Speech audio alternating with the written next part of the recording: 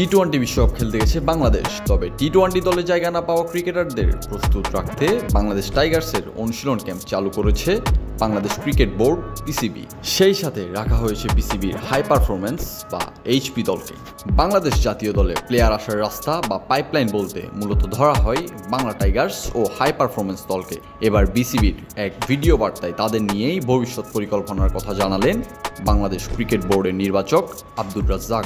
টাইগার্সের যে আমাদের যে স্কোয়াডটা হয়েছে, যেহেতু টেস্ট ম্যাচ সামনে আছে, তো ওইটাকে বেজ করে কিছু একটা গ্রুপ এখন করছে। বাট এখানে কিন্তু আরও 35 জনের মতো একটা বড় লিস্ট আমাদের রয়েছে এবং টাইম টু টাইম ওরাও সবাই এসে জয়েন করবে টাইগার্সের সাথে। এবং এটা প্রায়োরিটি বেসিসে করা হবে।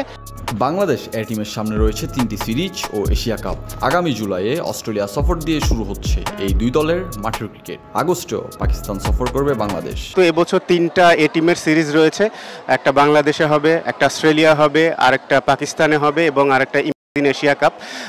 তো যদিও এগুলো একটা এইচপির, কিন্তু আসলে যেহেতু কোনো এজ ব্যারিয়ার নেই, আমরা চেষ্টা করব যে ওখানে লঙ্গার ভার্সনগুলো যেন আমাদের এই টিমের প্লেয়াররা খেলতে পারে।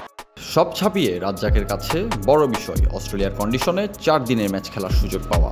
বাংলাদেশের এই নির্বাচক মনে করেন অস্ট্রেলিয়ার কন্ডিশনে ভালো করতে পারলে বিশ্বের যে কোনো প্রান্তে ভালো করাটা সহজ।